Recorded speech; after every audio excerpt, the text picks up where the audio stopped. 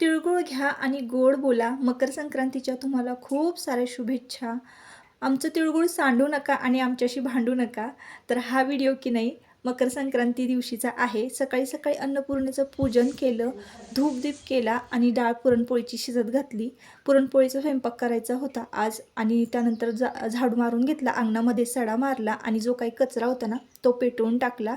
रोज रोज जरी रांगोळी काढायला नाही जमली ना तरी मग सणावाराला काढावीशीच वाटते आणि रंग भरायला वेळ नाही म्हणून हळदी कुंकू वाहिलं रांगोळीवर.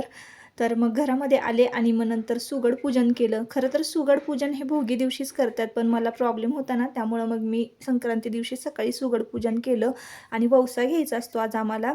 तर इथं आयुषनं इतकं बारकाव्याने स्वच्छता आणि साफसफाई करत होता, फर्निचर पुसून घेत होता. काही वेळेला आहे ना मुलं हाताशी आलेली ना इतकी मदत करतात ना की मुलगी नसल्याची खंतच वाटत नाही मला. आणि मुलं पण खरंच खूप प्रेमळ असतात बरं का. त्यानंतर साडी वगैरे नेसलीन, चला म्हटलं मार्केटला जाऊन वाण खरेदी करूया.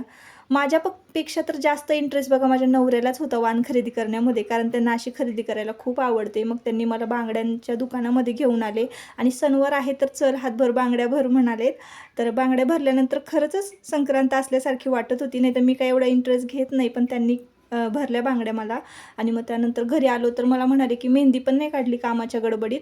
मग मी दरवाजावर स्वस्तिक काढण्यासाठी कुंकू तयार केलं होतं ना तेच त्यांनी माझ्या हातावर लावलं आणि इन्स्टंट मेहंदी तयार केली. आजकालच्या कुंकामध्ये बघा ना किती केमिकल असतं, इतकं वॉश केलं तरी सुद्धा जात नव्हता, पण इतकं छान दिसत होतं ना, अक्षरशः देवीसारखीच माझे हात दिसत होते, है की नाही. तर चला मग भेटूयात पुढच्या व्लॉगमध्ये. Bye bye.